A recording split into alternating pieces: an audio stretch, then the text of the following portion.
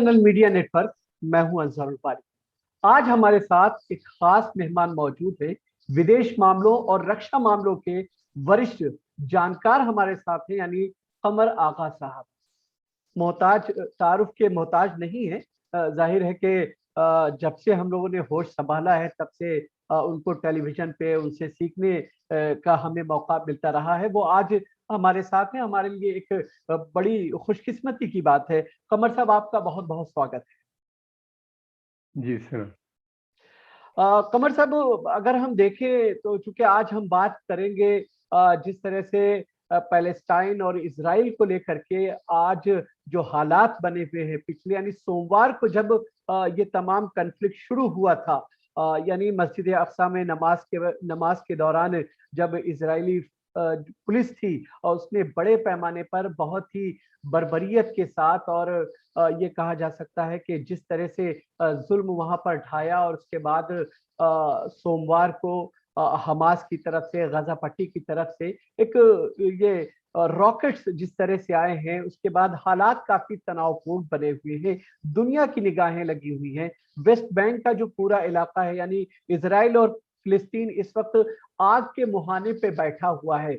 कुछ भी हो सकता है, क्योंकि जिस तरह की स्थिति बनी हुई है वो काफी विस्फोटक यहाँ पर नजर आ रही है। यही वजह है कि पूरी दुनिया की निगाहें इस वक्त बैतुल मुकद्दस और इजराइल और पैलेस्टाइन के बीच ये पूरा जो झगड़ा है उस पर इस वक्त तमाम दुनिया की निगाहें लगी हुई हैं। सिलसिले को हम आगे बढ़ाएं, बातचीत के सिलसिले को हम शुरू करें, लेकिन उससे पहले हम ताजा स्थिति आपको ये बताते चले कि इस वक्त जो हालात बने हुए हैं वो जाहिर है कि इजराइल की तरफ से एयर स्ट्राइक्स कंटिन्यू जारी हैं। हालांकि पैलेस्टाइन और गजा का जो पूरा इलाका है वहां पर ईद मनाई जा रही है, और ईद के बावजूद इजराइल के हमले वहां पर जारी हैं। इजराइल ने बड़े पैमाने पर जो गजा का इलाका है, जो बड़ी बड़ी इमारतें हैं, उसको पूरी तरह से डिस्ट्रॉय कर दिया है।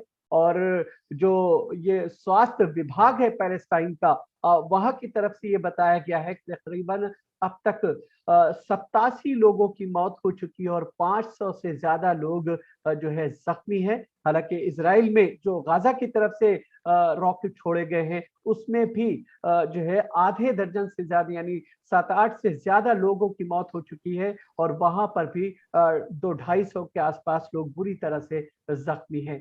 तो फिलहाल ये स्थिति है, दुनिया की निगाहें लगी हुई हैं। अमेरिका जो है ये कह रहा है कि जल्द ही हालात जो है नॉर्मल हो जाएंगे। सवाल ये है कि ये सिलसिला कब जाकर के थमेगा, कहां पर जाकर के थमेगा, और ये जो ग्रेटर इजराइल की एक सोच है, वो ग्रेटर इजराइल कहीं जो ये सोच है वो इस तरह के हालात बार बार क्रिएट कर रही है, या आखिर हो क्या रहा है, ये सिलसिला कब से चल रहा है। हम इन तमाम चीजों को जानने और समझने की कोशिश करेंगे। आगा साहब, पहला सवाल हम आपसे यही जानना चाहेंगे कि अगर बहुत ही ब्रीफ में हम इसको समझना चाहें, जानना चाहें कि आखिर इजराइल और फिलिस्तीन का ये इशू आखिर है क्या, कि आखिर कुछ कुछ दिनों के बाद, कुछ समय के बाद इस तरह के हालात बन जाते हैं कि जंग की नौबत आती है और बड़े पैमाने पर लोगों की जानें ज़ाय होती हैं। और ये कहा जा सकता है कि हर बार इजराइल के खिलाफ जो है यूएन में करारदाद लाई जाती है, और वहां पर जो है वीटो होता है। वॉर क्राइम जो है इजराइल को बताया जाता है कि ये वॉर अगेंस्ट ह्यूमैनिटी क्राइम किया जा रहा है। ये तमाम चीजें होती हैं, लेकिन उसका मसला हल होता हुआ नजर नहीं आता। कमर साहब, देखिए, ये मसला तो 20वीं सदी की शुरू से चल रहा है। जी। और जब पहली जंग अजीम के बाद से तो और बढ़ गया था। जब उस्मानी हुकूमत, जिसको के अंग्रेज ऑटोमन एम्पायर कहते हैं, उसके ख़त्म होने के बाद हम सब जानते हैं कि ये पूरा वेस्ट एशिया और नॉर्थ अफ्रीका का जो रीजन था, और सहल रीजन, ये फ्रांस और ब्रिटेन ने आपस में बांट लिया, और यहाँ पे नई हुकूमतें उन्हीं ने बाद में धीरे धीरे बनाई। और फिलिस्तीन का जो एरिया था उसमें उन्हीं ने डिक्लेयर कर दिया कि ये एरिया जो है, और वो मैंडेट है, यानी मैंडेट में ये तय हुआ था, लीग ऑफ नेशन था उस वक्त, कि ये तय करेगी वहाँ पे इलेक्शन होगा और इलेक्शन के बाद जो भी होगा वो फैसला किया जाएगा कि गवर्नमेंट वहाँ पे बनाई जाएगी। गवर्नमेंट तो बनी नहीं, मैंडेट भी कुछ नहीं हुआ, वहाँ पे कोई इलेक्शन या कोई रेफरेंडम नहीं हुआ, बल्कि जंग खत्म होने के बाद फौरन अंग्रेजों ने ब्रिटिश फॉरेन सेक्रेटरी उस वक्त लॉर्ड बेल्फोर थे, उन्हीं ने डिक्लेयर कर दिया कि फिलिस्तीन जो है वो जूइश होमलैंड है। अंग्रेजों की और फ्रांसीसियों की खुफिया कई बैठकें हो चुकी थी उससे पहले जिनीवा में और दूसरी वहाँ पे, और उन लोगों ने तय कर लिया था कि फिलिस्तीन में को वो बांट देंगे और वहाँ पे वो इजराइल की हुकूमत कायम कर देंगे। और उसके बदले में यहूदियों ने कहा था, उस जमाने में जो पावरफुल यहूदी बिजनेस हाउसेस थे या बैंकर्स थे, उन लोगों ने उसके बदले में फर्स्ट वर्ल्ड वॉर में पैसा भी काफी खर्चा किया था, रॉथशाइल्ड्स और दूसरे काफी। तो इन लोगों ने ये तय कर लिया था कि फिलिस्तीनियों ने कहा, अंग्रेजों ने ये तय किया था कि जंग के बाद वहां पे और वही हुआ, बिल्फोर डिक्लेरेशन आया। उसके बाद बड़ी तादाद में अंग्रेजों ने वहां पे, अंग्रेजी हुकूमत थी वहां पे फिलिस्तीन में, उन्हीं को मैंडेट मिली थी कि वो वहां पे, उन्हीं ने उसको फैसिलिटेट किया। जो यूरोप में यहूदियों की प्रॉब्लम काफी वक्फे से चल रही थी, उन्हीं ने अपनी प्रॉब्लम फिलिस्तीन में ट्रांसफर कर दी और धीरे धीरे वहां से काफी बड़ी तादाद में यहूदियों की पॉपुलेशन पैलेस्टाइन आने लगी, जो कि एक अरब देश था और ज्यादातर वहां पे मुसलमान थे। ये लोग आते थे, बसते थे और फिर उसके बाद ब्रिटिश गवर्नमेंट इनको जमीनें भी देती थी और ये खरीदते भी थे जमीनें। और फिर उसके अलावा इनका जो तरीका था वो राइट करने का था, और राइट करके वहाँ पे झगड़े होते थे और उन झगड़ों में बड़ी तादाद में फिलिस्तीनी वहाँ से एक्सपेल होते थे। फिलिस्तीनी रिफ्यूजी बन के वहाँ से जाते रहे, ये इनकी तादाद बढ़ती रही। एक सेटलर कॉलोनियलिज्म जिसे कहते हैं, वहाँ पे उसी के जरिए ये अपने को बढ़ाते गए और बहुत तो धीरे धीरे बाद में 48 सेकेंड वर्ल्ड वॉर के बाद 48 में फिलिस्तीन में का विभाजन हो गया, बंटवारा हो गया और इजराइल बन गया। इजराइल को ज्यादा जमीनें मिली, फिलिस्तीन को बहुत कम मिली और कोई कंटिग्विटी नहीं थी। वेस्ट बैंक था, गाजा थी और जेरूसलम को डिक्लेयर कर दिया गया ये इंटरनेशनल सिटी है। ये सिलसिला बना। गौरतलब बात यह है कि अंग्रेजों ने उस वक्त कई मुल्क बांटे थे, पहले या बाद में हिंदुस्तान का भी बंटवारा हो गया था। फिर हमने देखा वियतनाम बाद में और कोरिया का भी बंटवारा हुआ, और ये सारे यहाँ पे जो हुकूमतें बनी वो हुकूमतें प्रो ब्रिटिश हुकूमतें बनी, और इन्हीं की मदद से हमने देखा है कि अंग्रेजों ने पूरे कोल्ड वॉर एरा में और अभी तक ब्रिटिश इंटरेस्ट को प्रोटेक्ट किया, जो भी उनके मफाद थे इन हुकूमतों की मदद से किए। ये पुराना तरीका है इनका। इजराइल बन गया, फिर 67 की जंग हुई, अरब इजरायली जंग जिसे हम कहते हैं, उसमें इजराइल ने पूरा फिलिस्तीन पे कब्जा कर लिया और उसके बाद सिनाई पेनिनसुला भी ले लिया इजिप्ट से, और सीरिया का भी हिस्सा ले लिया। एक बड़े स्ट्रेटेजिक पार्ट था, उसके ऊपर अपना कब्जा बना लिया और तब से उसका कब्जा बना हुआ है इनके ऊपर। इजराइल की पॉलिसी वही है जो पहले थी कि प्रोवोक अपने करो आप को अरब को, एक्सपेंड करना, जी अपने आप को प्रोवोक करो, प्रोवोक करते झगड़े हुए कराओ, एक्सपेंड करना। जी इसको एक्सपेंशनिस्ट पॉलिसी जो थी उनकी वो वही रही और वो बढ़ती गई। इजराइल का अब ये कहना है कि जेरूसलम जो है ये यूनाइटेड सिटी है, कैपिटल है यहूदियों का, और इसको अब हम दोबारा नहीं बांटेंगे, क्योंकि फिलिस्तीनियों ने का मानना ये था कि ईस्ट जेरूसलम जहाँ पे मस्जिद अल अक्सा है, वो हिस्सा जो है वहाँ पे वो अपने दारुल हुकूमत बनाएंगे, वहाँ पे कैपिटल होगा पैलेस्टाइन का, आज़ाद फिलिस्तीन का। लेकिन इन लोगों का कहना, इजराइलियों का कहना ये है, इजरायली गवर्नमेंट का भी कहना ये है कि वो यूनाइटेड कैपिटल है इजराइल का। वेस्ट बैंक को ये कहते हैं कि वो जो है उनके पैगंबरों और उनके बादशाहों की ज़मीन है, जूडिया समरा कहते हैं के नाम दिया है। कह लेंगे उससे हम कैसे उसको अरबों को दे दें, फिलिस्तीन को दे दें, इसलिए वो भी नहीं देंगे। फिर गाजा इस पट्टी को कहते हैं कि ये बिब्लिकल लैंड नहीं है, मगर सिक्योरिटी पॉइंट ऑफ व्यू से बहुत इंपॉर्टेंट है इजराइल के लिए। तो मतलब गरज ये है कि वो नहीं देंगे, और उन्हीं ने इजराइल को एक जूइश स्टेट डिक्लेयर कर दिया है। इसके मतलब ये है कि जो अरब यानी इजराइल के अंदर रह रहे हैं, इजरायली सिटीजन हैं, जो नहीं वहां से निकले थे इजराइल बनने के बाद, वहीं रह गए थे, यानी उनकी भी कोई जगह वहां नहीं रहेगी फ्यूचर में। ये प्योर एक जूइश स्टेट बनेगी जिसमें सिर्फ यहूदी रहेंगे। तो ये उनकी पॉलिसी है, इसी पे वो अमल कर रहे हैं। और अरब हुकूमतों का जहाँ तक सवाल है, वो बटी भी हैं, कमज़ोर हैं, उनका कोई बार्गेनिंग कैपेसिटी नहीं है, कोई प्रेशर बिल्डअप नहीं कर पाते। ये प्रॉब्लम्स उनके साथ हैं। और अब तो अरबों के रिश्ते भी लगातार इजराइल के साथ बढ़ते चले जा रहे हैं। उन्हीं ने, अरबों ने, देखा जाए तो अरबों के बहुत से देशों ने तो फिलिस्तीन को बिल्कुल अबंडन कर दिया है, अपना हाथ खींच लिया है। तो ऐसे मौके पे इजराइल और इम्बोल्डेंट हो गया है और स्ट्रॉन्ग अपने को फील कर रहा है, और उसका जो जी चाहता है वो वहाँ पे कर रहा यानी है। और हम देख जिसका यानी इजराइल का जो जी चाह रहा है वो अपने हिसाब से करता हुआ नजर आ रहा है। एक चीज और आपसे समझना चाहेंगे, क्योंकि इसके इतिहास को आज हम समझने की कोशिश कर रहे हैं कि अगर नक्शे को देखा जाए, यानी इजराइल के कयाम से पहले तक जिस तरह की जो चीजें हैं, एक स्टेट थी पैलेस्टाइन के नाम से, लेकिन दुनिया के नक्शे पर इजराइल दिखता है, पैलेस्टाइन नहीं दिखता है। ये किस तरह की मेंटेलिटी है और किस तरह की सोच है जो इधर उभर रही है?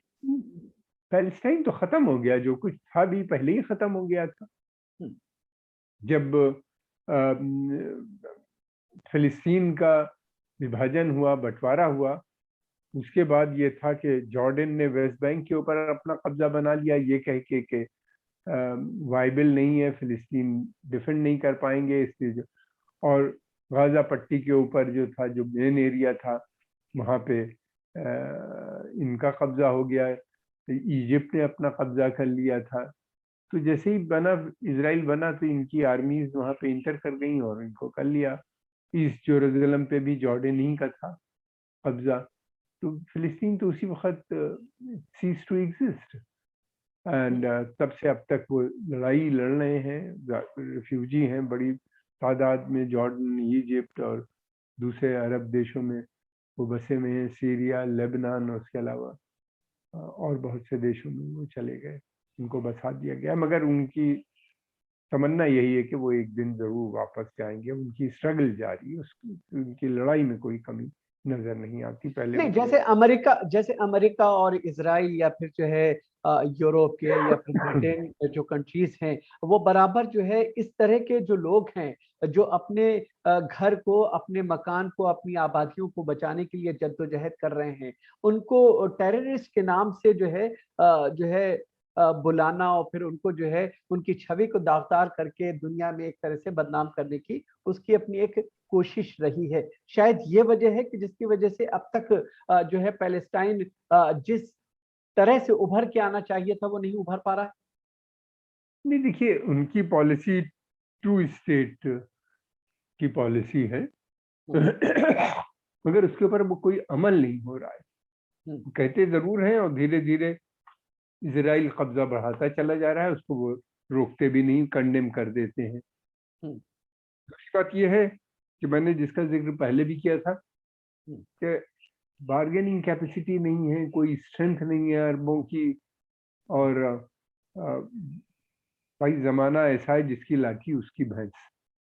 ये बड़ी पावर्स बहुत ताकतवर हैं। इजराइल उनका जो मकसद है मिडिल ईस्ट में या इस खित्ते में, वेस्ट एशिया के, वो उनको, उनकी हिफाजत करता है, उनके मकासद को नहीं, वो पूरा क्या करता मकसद है, वो क्या मकसद है, है। इसराइल क्या चाहता है? सबसे इसराइल नहीं, अमेरिका और Britannia, France, Germany, industrialised nation जो है, उनका उनका जो मकसद है कि तेल की सप्लाई बनी रहनी चाहिए, तेल की सप्लाई महज तेल ही नहीं बल्कि सस्ते दाम पे उनको मुहैया होता रहना चाहिए।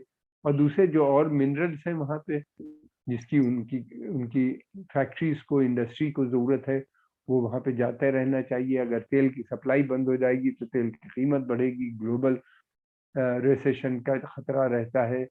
तेल जो है बहुत स्ट्रेटेजिक असेट है, तो इसलिए ये सारी चीज़ें इसराइल वहाँ पे प्रोटेक्ट करता है। दूसरा उनका ये था, पहले कम्युनिज्म का थ्रेट था, इसराइल कम्युनिज्म के खिलाफ एक लंबी लड़ाई में मदद की है, अमेरिका, बरतानिया और ये पश्चिमी देशों के। फिर उसके बाद उनको लगता था कि अरब नेशनलिज्म जो बहुत तेजी से फैल रहा था मिडिल ईस्ट में, उनको लग रहा था कि वो भी एक खतरा है, इसलिए कि जहाँ जहाँ नेशनलिस्ट अरब गवर्नमेंट बनी उन्हीं ने पहले ही तेल को नेशनलाइज कर दिया और अमेरिकन कंपनीज को वहाँ से हटाने के मुतालबे किए, जैसे कि ईरान में हुआ था 53 वगैरह में। जब मुसद्दिक की गवर्नमेंट बनी उन्हीं ने फौरन तेल को नेशनलाइज किया। उसके बाद अरब कंट्रीज ने भी नेशनलाइजेशन शुरू कर दिया, तेल का प्रेशर बहुत था अरबों के ऊपर। तो ये अमेरिका, चीजें। जी, अमेरिका और यूरोप के जो ये कहा जा सकता है इंटरेस्ट हैं, उसको सेव करने के लिए इसराइल अपना काम करता रहता है, इसलिए यूरोप जो है उसको सपोर्ट करता है, अमेरिका ब्रिटेन उसको सपोर्ट करता है। जी, किसी हद तक आपने बिल्कुल सही कहा। एक बहुत इम्पोर्टेंट स्टेट है उनके लिए। जब ये था, यही कह के इसराइल बना भी था, उस वक्त के जो ज़ायनिस्ट लीडर थे उन्हीं ने यही आर्गुमेंट रखा था कि अरब नेशनलिज्म बढ़ रही है, आप अरबों पे डिपेंड नहीं कर सकते, अगर इसराइल बनेगा तो हम आपके इंटरेस्ट को वहाँ पे की हिफाजत करेंगे। और दूसरी बात ये भी थी कि ये लोग जो हैं, इसराइली जो हैं, ये वेस्टर्न सिविलाइजेशन का एक हिस्सा भी है, इन्होंने वेस्टर्न सिविलाइजेशन को एक्सेप्ट कर लिया है। और यूरोपियन मूल के हैं, अधिक ज़्यादातर लोग इसमें वहीं से आए हैं, तो कल्चरली भी एक दूसरे से मिलते हैं। और दूसरी बात यह है कि जो ऑर्थोडॉक्स जो क्रिश्चियंस का एक बड़ा सेक्शन इनको सपोर्ट करने लगा, क्रिश्चियन खासतौर से ब्रिटेन, अमेरिका का। तो ये सारी चीज़ें थी, बहुत सी चीज़ें थी जिसको कहते हैं जूइश क्रिश्चियन अलायंस जो बना, वो बहुत पावरफुल है। और वो अलायंस जो था वो सेकेंड वर्ल्ड वॉर के बाद और स्ट्रांग हो गया। तो यानी ये भी कहा जा सकता है, माना जा सकता है कि एक दबंग आदमी को अमेरिका, ब्रिटेन, यूरोप वहां पर बैठाए हुए हैं, और जब जब कोई आवाज उठाने की इस तरफ से कोशिश करता है उसको इसराइल जो है दबा देता है, और उनके तमाम जो है जो मुतालबात हैं या उनकी जो चीजें हैं वो एक तरह से धरी की धरी रह जाती हैं। तो ऐसे में एक चीज आपसे ये भी जानना चाहेंगे, वो यूरोप, वो अमेरिका, ब्रिटेन जो न्याय की दुहाई देते हैं, क्योंकि यहाँ पर जिस तरह की चीजें हैं, यूएन भी बराबर जो है ये कहता आया है कि ह्यूमन वायलेशन वहां पर इसराइल जो है क्राइम जो कर रहा है, ये तमाम चीजें होती हैं, वो तमाम की तमाम चीजें बेमानी लगती हैं।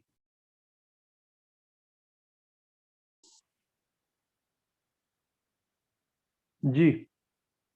हमारा सवाल ये है कमर साहब के, जिस तरह की चीजें हैं, तो क्या जो पैलेस्टाइन के लोग हैं, जब ये अपनी न्याय की एक आस लिए दुनिया की तरफ देखते हैं, तो इसका मतलब ये है कि उनको किसी तरह से न्याय की उम्मीद नहीं करनी चाहिए। देखिए, यूनाइटेड नेशंस में खासतौर से सिक्योरिटी काउंसिल जो सबसे इम्पोर्टेंट बॉडी है, हम्म, वो बटी हुई है। हम्म, और दूसरी बात ये कि अगर कोई भी रेजोल्यूशन रशिया या चाइना या दूसरे मुल्क लेके आते हैं तो उसका अमेरिकन, ब्रिटेन, ये लोग वीटो कर देते हैं। तो वहां से तो इनको कुछ मिलने वाला नहीं ज़्यादा। और दूसरी बात ये कि जो वायदे किए थे पीएलओ से इन लोगों ने पीस टॉक्स के दौरान, उसके पर भी इम्प्लीमेंट नहीं हुआ। और दूसरी चीज़ ये भी है कि वो, उनको कोई ख़ास इंटरेस्ट इस वक्त है नहीं वहाँ पे। उसका इंटरेस्ट ये है कि उनका इंटरेस्ट जो है वो इसराइल के साथ लिंक है। इसराइल की बड़ी अहमियत है वहाँ पे, इसराइल के बड़े बड़े साइंटिस्ट हैं अमेरिका में, इसराइल वहाँ के मीडिया पे काफ़ी उसका इन्फ्लुएंस है, इसराइल का वहाँ पे फिल्म इंडस्ट्री पे बहुत इन्फ्लुएंस है, इसराइल का बिजनेस, बड़ी बिजनेस कम्युनिटी है जूइश वहाँ पे, और उनकी लॉबी बहुत पावरफुल है, जो इलेक्शन में hundreds of millions of dollar खर्चा करती है, तो उसको वो इग्नोर नहीं कर सकते। बिल्कुल और आपकी बात। जहाँ जी। तक अरबों का सवाल है, इनकी कोई लॉबी नहीं है वहाँ पे स्ट्रॉन्ग जो प्रेशर डाले या कुछ बना पाए। ये लोग अपनी लॉबी को नहीं बना पाए हैं। और दूसरी तरफ ये भी है कि इजराइल की सपोर्ट हम देखते हैं कि वहाँ की कांग्रेस यानी senate and house of representative, जो दो बड़े हाउस हैं उनके, जिसको पार्लियामेंट आप समझ लीजिए या कैपिटल हिल जिसे वो कहते हैं, वहाँ पे इन दोनों पॉलिटिकल पार्टीज में जबरदस्त सपोर्ट उनको हासिल है। अगर कोई प्रेसिडेंट चाहे भी इजराइल के खिलाफ कोई एक्शन लेना तो मैं नहीं सकता। ट्रंप ने जितने भी डिसीजंस लिए थे, इसमें ये तय किया था कि इजराइल की में वो जेरूसलम के अंदर वो अपनी एम्बेसी बनाएगा, या उसने ये भी कहा था कि गोलन हाइट्स के ऊपर इजराइल के कब्जे को उसने लीगलाइज कर दिया, जिसे कहना चाहिए मान्यता दे दी। फिर उसके अलावा ये भी था कि जो फिलिस्तीनियों के पास राइट टू रिटर्न उन्हें जो मिला था कि वो किसी भी स्टेट पे जब जाने का उनको हक वापस है इसराइल में, जहाँ पे उनके मकानात थे जो छीने गए थे जबरदस्ती झगड़ों के, वो उस राइट टू रिटर्न को भी उन्हीं ने तस्लीम करने से इनकार कर दिया। तो अब बाइडेन एडमिनिस्ट्रेशन आया, उसके एडमिनिस्ट्रेशन आने के बाद कोई चेंज नहीं, वो बिल्कुल वैसे ही उसी पॉलिसीज पे अमल कर रहा है। बाइडेन अगर चाहेंगे भी तो भी नहीं कर पाएंगे, इतना स्ट्रांग वहाँ पे सपोर्ट है। लेकिन ऐसी बात नहीं, पब्लिक ओपिनियन बदल रही है, कब तक बदलेगी पूरी तरीके से जनता का देखिए बहुत ज्यादा असर होता नहीं, जो अच्छा, अब इंटरेस्ट लॉबी है। बिल्कुल, जी अब जरा सा ताज़ा जो हालात हैं उनको अगर हम समझने की कोशिश करें इस वक्त इजराइल के अंदर, ये जो इजराइल के बड़े बड़े शहर हैं वहां पर जो अरब मुस्लिम अरब हैं, पैलेस्टीनियंस हैं, जैसा कि आपने कहा कि बहुत सारे लोग वहां पर रुक गए थे, वो वहां पर नहीं गए थे। वो और जो कट्टरपंथ यहूदी हैं उनके बीच में एक तरह से आपस में टकराव हो गया है, एक दूसरे के ऊपर जो है हमले किए जा रहे हैं। एक तरफ इजरायली सैनिक और गाजा की तरफ से जो है आपस में लड़ाई चल रही है। अब इंटरनली जो है क्या कहते हैं, इस तरह की चीजें बढ़ गई हैं। ये किस तरह का संकेत है? देखिए, मैंने पहले कहा कि उन्हीं ने, देखिए बहुत वो स्टेप बाय स्टेप काम करती है इजरायली हुकूमत। उन्हीं ने अब उनको लगता है कि इस वक्त जो इंटरनेशनल सिचुएशन है वो ऐसी है कि उसका वो पूरा फायदा उठाना चाहते हैं। डिवीजन है, अरब कमजोर हैं, अरबों ने बल्कि अभी 3-4 हुकूमतों ने उनको रिकॉग्नाइज कर दिया, जो बहुत पावरफुल हुकूमतें कहलाती हैं, उनका रिकॉग्निशन भी उनको मिल गया। तो अब वो समझते हैं कि वक्त आ गया है कि प्योर जूइश स्टेट बनाई जाए, यानी ये जो अरब रह रहे हैं इनको भी वहां से निकाला जाए बाहर। ये झगड़े मैं नहीं समझता आने वाले वक्त में और बढ़ेंगे, और वहाँ पे जो फिलिस्तीनी मूल के अरब अरब जो फिलिस्तीन में रहते हैं उनकी का रहना मुश्किल होता चला जाएगा, और धीरे धीरे उनको वहां से निकालने की कोशिश की जाएगी। इतनी जिंदगी इतनी उनके लिए दुश्वार कर दी जाएगी कि वो वहां पे नहीं रह पाएंगे जैसे पहले हुआ था। फिलिस्तीन, इनके बहुत से प्लान्स हैं, उसके ऊपर काम कर रहे हैं। एक प्लान ये था अभी जो जेरेड कुशनर जो प्रेसिडेंट ट्रम्प के दामाद थे उनका था, वो तो खैर रिजेक्ट हो गया, ज्यादातर लोगों ने उसको तवज्जो नहीं दी। उनका दूसरा प्लान ये भी है कि सारे फिलिस्तीनी, पूरे पैलेस्टाइन जो पहले था वहां से सब फिलिस्तीनियों को बाहर निकाल दो और जॉर्डन भेज धकेल दो। उनका कहना यह है कि जॉर्डन जो है ये फिलिस्तीन है, और जॉर्डन के जो बादशाह हैं उनको वापस हिजाज वापस भेज दो, और जहाँ पे वो पहले राज करते थे वहीं पे उनको वापस भेज दिया जाए, वो वहाँ पे वापस चले जाएं। उनका काम अब खत्म हो गया है यहाँ पे, और इसको फिलिस्तीन, बहुत से इजरायलियों का ये कहना है कि इजराइल फिलिस्तीन को कहीं भी, फिलिस्तीन नाम ही नहीं बनना चाहिए, कहीं भी आना ही नहीं चाहिए, और इतने करीब तो बनाना भी नहीं चाहिए। तो अलग अलग प्रपोजल्स हैं, जो फिलिस्तीनी जहाँ रह रहा है वहीं रहे, अरब देशों में बटे रहें, और इनको पीट पीट के इनकी जो डिमांड है वो ख़त्म कर दिया है। क्या इसमें उनको कामयाबी मिलेगी, मैं नहीं समझता कि इस तरह के प्लान में। इस वक़्त उनकी चढ़ी हुई बारगाह है, उनके पास ताकत है, वेपन्स हैं बहुत सोफिस्टिकेटेड जो उन्हें अमेरिका और यूरोप से मिल जाते हैं, और एक पैसे की भी उनके पास काफ़ी रिच स्टेट है। तो क्या ये इन सब चीज़ों के ज़रिए से मैं नहीं समझता कि जो फ़िलिस्तीनियों की विल है वो पूरी होगी। और दूसरी बात ये है कि फ़िलिस्तीनियों का सपोर्ट आज भी अरब जनता की हासिल है। हुक्मरान भले इजराइल के साथ कंप्रोमाइज़ कर रहे हों, हाथ मिला रहे हों अपनी गद्दियों को बचाने के लिए, लेकिन अरब आम जनता में सपोर्ट उनकी नज़र आती है बहुत सी जगह। फ़िलिस्तीन अभी जब भी झगड़ा शुरू हुआ, हमने देखा बहुत से देशों में डेमोन्स्ट्रेशंस उनके फेवर में हो रहे थे, और ग्लोबल सपोर्ट भी उनको बढ़ती चली जा रही है। आज भी पीएलओ को जितने देश रिकॉग्नाइज करते हैं उतने इजराइल को नहीं करते। बहुत बड़ी तादाद में फिलिस्तीन के 7 देश खड़े। जनरल असेंबली में कोई भी रेजोल्यूशन होता है तो बड़ी तादाद में वो पास होता है। इजराइल का कोई रेजोल्यूशन इजराइल के फेवर में नहीं अच्छा, पास एक हो चीज पाता। आपसे ये भी समझना चाहेंगे, एक तरफ अरब लीग है, ओआईसी की हंगामी बैठकें हो रही हैं, यूएन में भी जो है कंटिन्यू लगातार 2 दिन बैठकें होती रही, लेकिन वहां से भी कोई किसी तरह का नतीजा निकलता हुआ नहीं आया। बल्कि अमेरिकन जो सेक्रेटरी अमेरिकन जो इंतजामिया है, अमेरिकन हुक्काम है, वो ये कह रहे हैं कि नहीं, इसराइल की तरफ जो रॉकेट दागे जा रहे हैं वो रोके जाने चाहिए, तभी जो है उस तरह से पीस मुमकिन हो सकती है। एक बात ये भी आ रही है, जैसा कि कहा ही जा रहा है कि टर्की अपने आप को जो है इसमें आगे लाया है और उसने साफ तौर पे ऐलान कर दिया है कि अब एनफ इज एनफ। जैसा कि महमूद अब्बास साहब ने अब ये बात कही है कि एनफ इज एनफ। तो आपको लगता है कि आगे आने वाले समय में ये टकराव और ज्यादा शिद्दत अख्तियार करेगा? देखिए, ये जरा जल्दी होगा कहना। इस वक्त यूरोप और अमेरिका नहीं चाहते कि टकराव आगे बढ़े। ये लोग सारे देश जो हैं वो कोविड में फंसे हुए हैं, कोरोना की चपेट में आ चुके हैं। इकोनॉमिक सिचुएशन बहुत खराब है।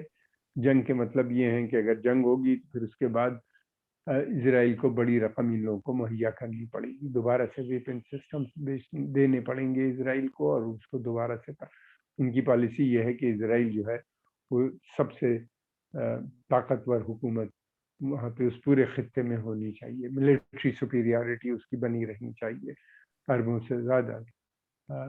तो इनको वो अभी नहीं चाहते कि जंग हो। दूसरी बात ये है कि दूसरी तरफ आपने जिक्र किया टर्की का। टर्की के खुद इसराइल से बड़े अच्छे रिश्ते हैं, काफ़ी बड़ा ट्रेड है उनका।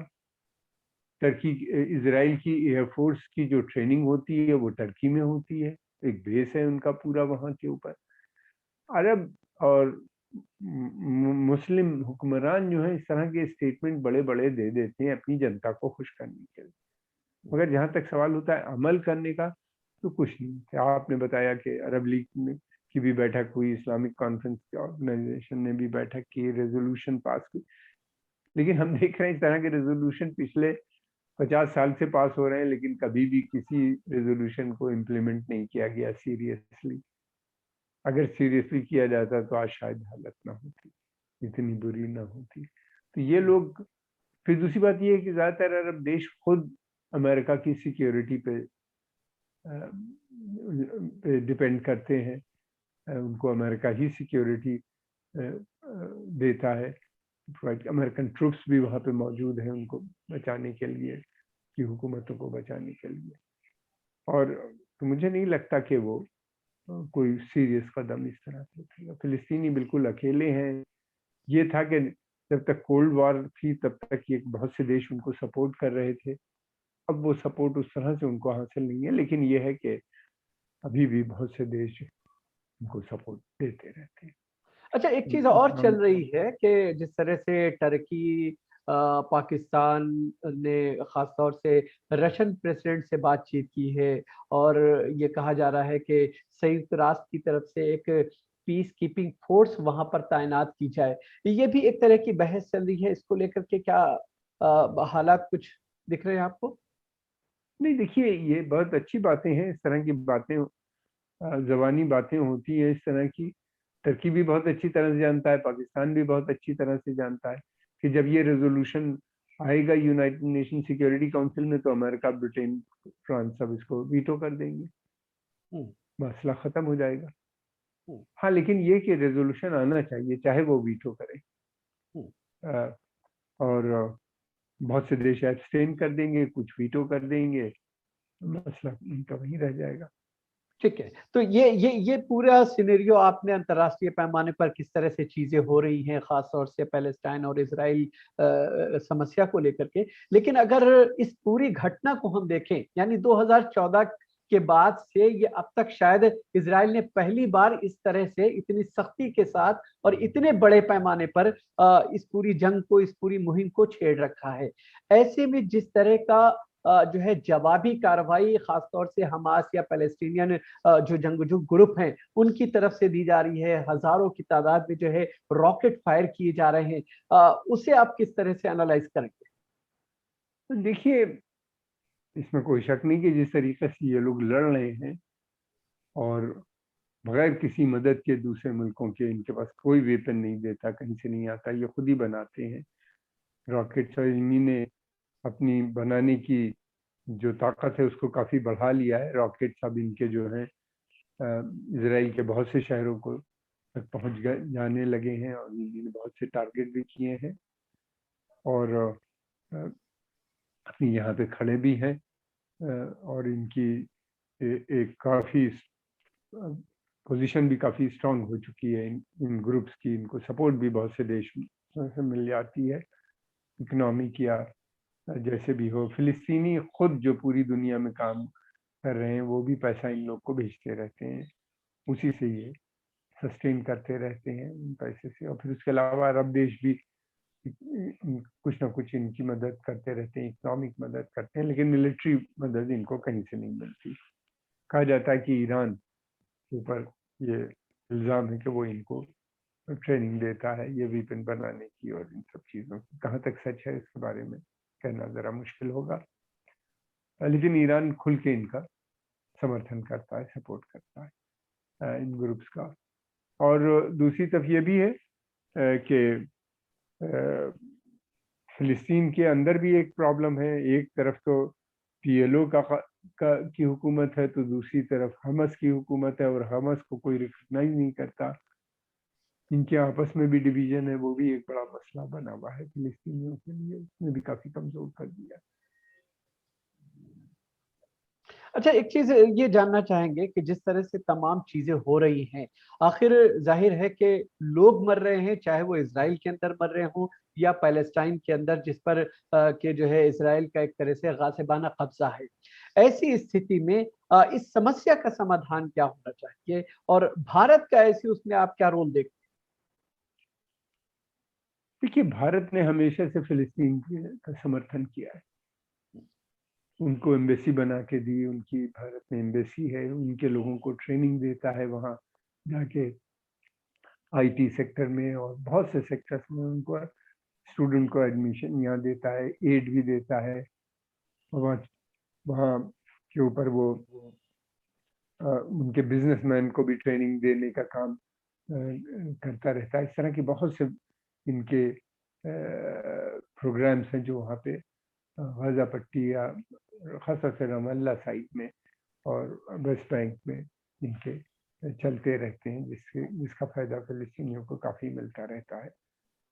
पहले भारत जो था वो फिलिस्तीनी काज को ग्लोबली चैंपियन भी करता था, लेकिन जब इनकी इजराइल से डायरेक्ट बातचीत हो गई, रिकॉग्निशन हो गया, तो उसके बाद से चैंपियन करना बहुत से देशों ने बंद किया है, भारत में भी, क्योंकि उनकी बातचीत चल रही है। भारत का वैसे देखा जाए तो कोई खास इन्फ्लुएंस वहाँ पे नहीं है। भारत की एक दूसरी पॉलिसी ये भी है कि वो इन देशों के इंटरनल मामलों में दखल नहीं देता।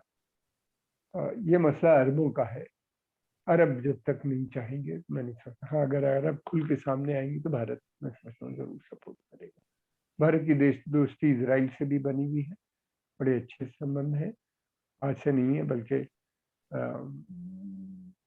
नरसिम्हा राव के वक्त से ने इनको रिकॉग्निशन दिया था और उसके बाद से लगातार बढ़ते चले जा रहे हैं। हमारे स्ट्रेटेजिक टाइज है इजराइल के साथ। इजराइल हमको एंटी टेरर ट्रेनिंग और इन सब चीज़ों में भी मदद करता है। अब इंटेलिजेंस शेयरिंग भी है उसके साथ, और हम लोग उसके साथ मिलकर वेपन सिस्टम्स भी डेवलप कर रहे हैं। यहीं पर रिसर्च एंड डेवलपमेंट का भी काम चल रहा है। इजराइल के साथ भी भारत के रिश्ते लगातार बने हैं, लेकिन अभी तक भारत ने फिलिस्तीन को अबेंडन नहीं किया। अच्छा, एक आखिरी सवाल आपसे ये जानना चाहेंगे, चूंकि जिस तरह की स्थिति बनी हुई है वहां पर, जाहिर है कि सीज फायर के लिए भी कोशिशें चल रही हैं। कतर है, इजिप्ट है, अमेरिकन जो है एक डेलीगेशन जल्द ही जो है वहां का दौरा करने वाला है, ताकि हालात को नॉर्मलाइज किया जा सके। ऐसे में सवाल ये है कि आपको लगता है कि जिस तरह का रुख जो है महमूद अब्बास साहब की स्पीच में दिखाई दिया, या फिर जिस तरह का रुख हमास या जो जंगजू संगठन इस वक्त लड़ रहे हैं, आपको लगता है कि ये इतना आसानी के साथ जो है मुमकिन हो पाएगा? देखिए, फिलिस्तीनी तो चाहता है कि जंग रुके, बंद हो। वो नहीं चाहते कि जंग चले। किसी के नुकसान उनका होता है, ज्यादातर लोग उनके मरते हैं। जाहिर है सिविलियन ही मर रहा है। जी हाँ, मरता है उनके पास, तो वो तो चाहते हैं कि जंग ये बंद होनी चाहिए और इसको रुकना चाहिए। दूसरे अमेरिका को और दूसरे लोगों को ये भी डर है कि कहीं ऐसा ना हो कि ये जंग फैल जाए। दूसरे मिलिटेंट ग्रुप भी इसमें कूद पड़े। उनको सबसे बड़ा खतरा अ, जी ना इनको ज्वाइन कर ले, जैसे 2014 में किया था। और अगर जंग बढ़ेगी तो और बड़ी मुश्किल इस वक्त कोरोना के दौर में आ जाएगी। इसलिए वो चाहते हैं कि जल्द से जल्द मसलों का सीज फायर किसी सूरत से इसको किया जाए। क्या होगा ये कहना जरा जल्दी। बिल्कुल, क्या होगा ये कहना थोड़ा जल्दबाजी है, लेकिन हालात ये हैं कि बहुत ही विस्फोटक हैं। और जाहिर है कि जिस तरह से लोगों की मौतें हो रही हैं बड़े पैमाने पर, जो है एक दूसरे के खिलाफ जो है रॉकेट और मिसाइल छोड़े जा रहे हैं, उसने और ज्यादा चिंताएं गहरी कर दी हैं। ऐसी स्थिति में अब दुनिया को ये सोचना है कि आखिर किसी न किसी नतीजे पर पहुंचा जाए, ताकि इस समस्या का कंप्लीटली तौर पर किसी तरह का समाधान हो सके। बहुत बहुत शुक्रिया अमर आगा साहब, आपने विस्तार से तमाम चीजों को, तमाम जो है पहलुओं को समझाने की कोशिश की। आपका बहुत बहुत शुक्रिया। लेकिन जाने से पहले हम अपने तमाम दर्शकों से ये गुजारिश करेंगे कि अगर आपने फ्री जनरल मीडिया नेटवर्क को सब्सक्राइब नहीं किया है, तो आप इस चैनल को सब्सक्राइब करें, इसके वीडियोस को लाइक और शेयर करें। साथ ही साथ आपसे ये भी गुजारिश करेंगे कि इस चैनल को आपके सहयोग की जरूरत है। बेहतर पत्रकारिता के लिए इस तरह के मीडिया हाउसेस को आप जरूर मदद करें। तो इस प्रोग्राम में फिलहाल इतना ही, इजाजत दीजिए, आदाब।